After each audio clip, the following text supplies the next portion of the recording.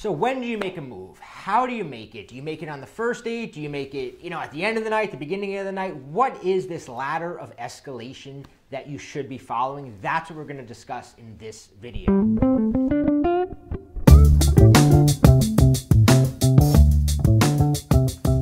Hey guys, Bobby Rio here with Rob Judge, and today we want to talk about what we call the ladder of escalation. And I think most guys are woefully unaware of how this works.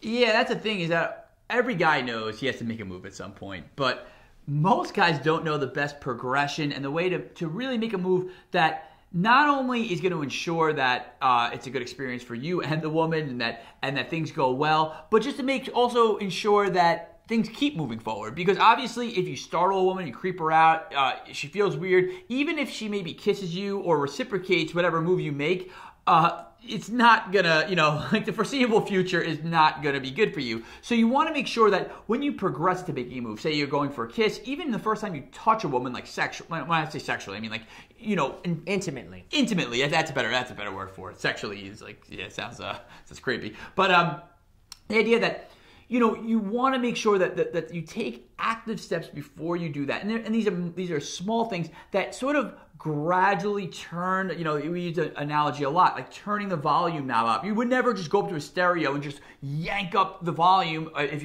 you're at a party or something, because you would startle people and it would be weird. You would gradually turn that volume knob up to just let people adjust to, the increase in volume, increase in intimacy. Sexual tension, yeah, and intimacy. So I want to rewind it real quick because Rob said something that's super important. He said, we all know we have to make a move. But here's what I think most people don't understand is you have to make the move fast. The move has to happen the first time you're one-on-one with a woman, right? Meaning like if you meet a girl on Tinder, if you work with a woman and you ask her out on a date, right? You're working with her and you say, hey, you want to go for drinks tonight?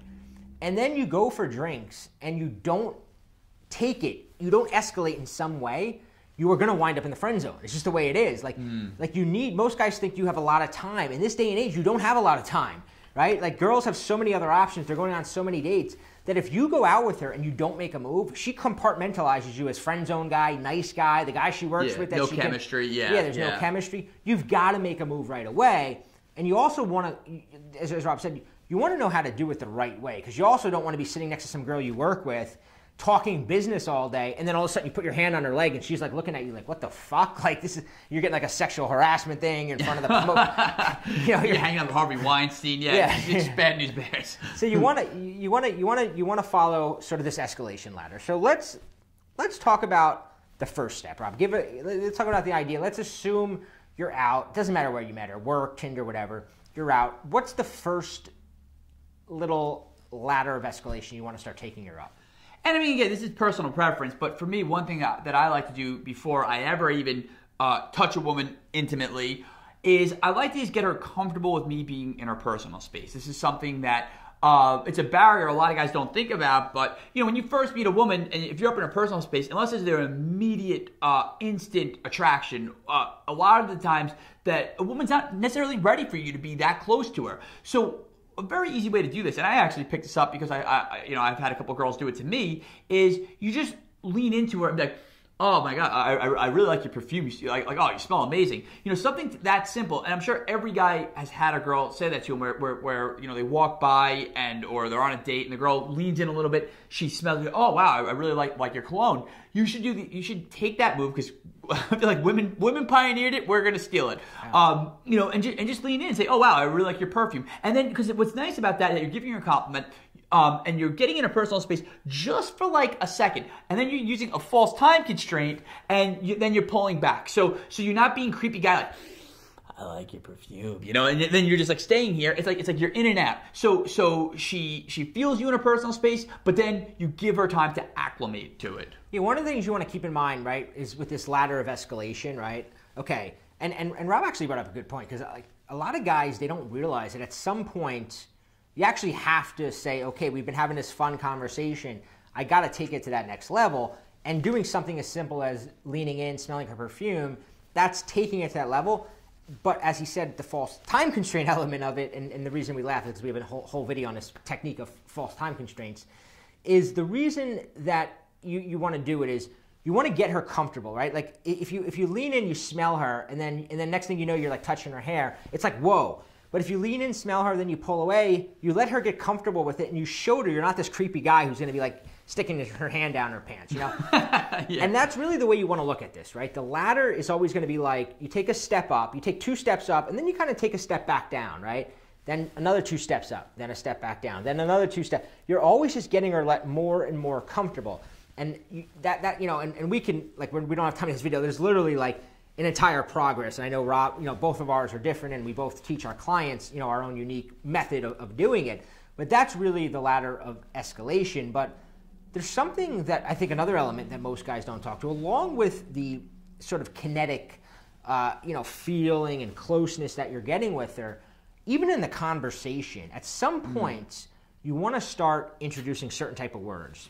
Yeah, that and again, this is very similar to introducing that element of touch, or introducing that you know, the closeness into the relationship. Is also, at some point, you also need to start having a more sexually charged conversation. You know, you're not just going to be talking about pleasantries or you know, kind of superficial rapport topics. You want to sort of pierce that facade that you know, most women have, and you want to get her comfortable talking to you in a more and more sexually explicit way, because you know, that's just the way people nowadays are talking to one another. It's not weird to be you know, for women to talk about sexual things with a guy that she's dating, with a guy that she's attracted to, but she's not just going to walk up to some guy at the bar that she doesn't know and start talking about, you know, her innermost sexual fantasies. So just like you approach the physical touch of you know, getting a woman comfortable with your physical touch, you also want to get her comfortable, and you want to slowly progress her up to talking about more and more sexually charged, sexual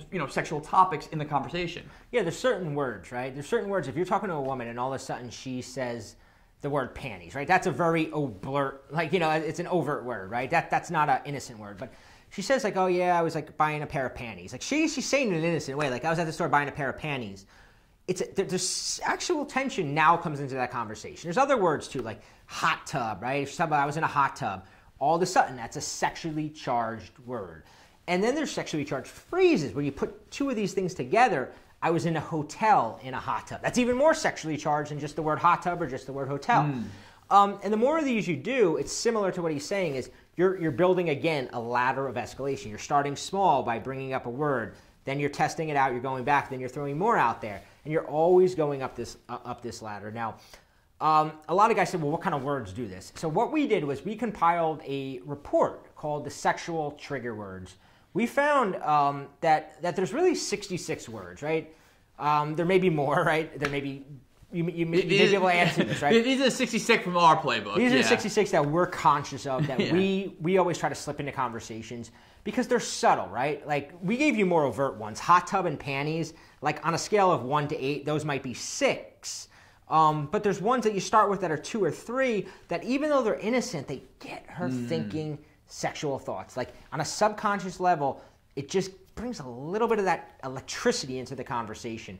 And you just keep dropping those, and then the sexual tension's being built, and then at the same time you're doing that, you're also escalating physically, and that's how you see a guy, and you may see some guy, and you're like, how did he bring that girl home that first night? He's not even good looking, she's super hot, she was all over him. It's because he was combining these 2 things, and when you combine these 2 things, her primal instinct takes over. It doesn't matter if you're fat, bald, old. She's gonna follow through. And then it just happened. It just happened. Yeah, the old "it just happened" syndrome. There was something about him. That's exactly. There was something about him. This is how it happens. The 66. We have 66 words on how it happens. So there's a link below. You can download that report, 66 trigger words. You can also find it at unlockherlegs.com/trigger. And you'll find all 66 words there. Leave a comment after you try them out, right? Try them out, and you'll see the subtle differences. You'll see that when you start talking that way, she starts doing a little bit of the ladder escalation on you. It's really, really kind of interesting. So check them out. Click the link below, and we will see you in our next video.